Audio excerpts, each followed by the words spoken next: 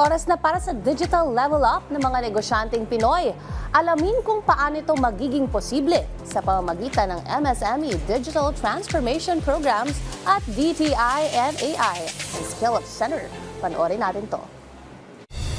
Sipag, tiyaga at diskarte.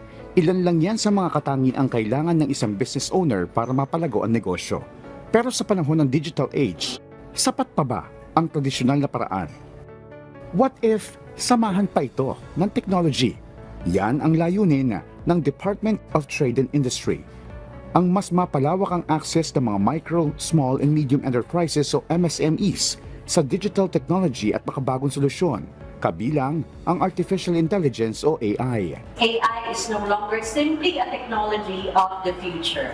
It is already changing how businesses operate, compete, and grow.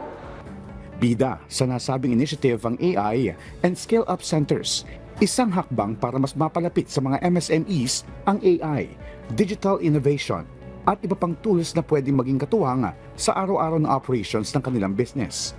From automating routine tasks, improving customer experience, hanggang sa pag-reach ng mas malawak na market, may potensyal ang technology na gawing mas mabilis at mas efficient ang pagpapatakbo ng negosyo.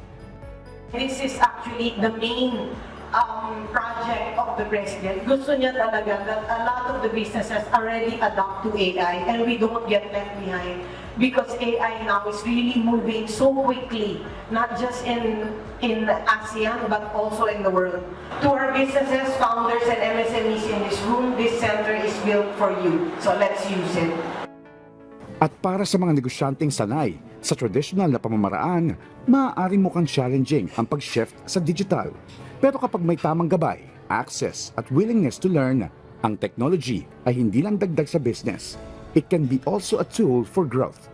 Sa panahon natin ngayon na digital age, hindi naman kailangan palitan ang nakasanayan. Minsan, kailangan lang ito ng bagong diskarte, bagong tools at new way of thinking. Kaya ang tanong, handa ka na ba mag-innovate at i-level up ang business journey mo?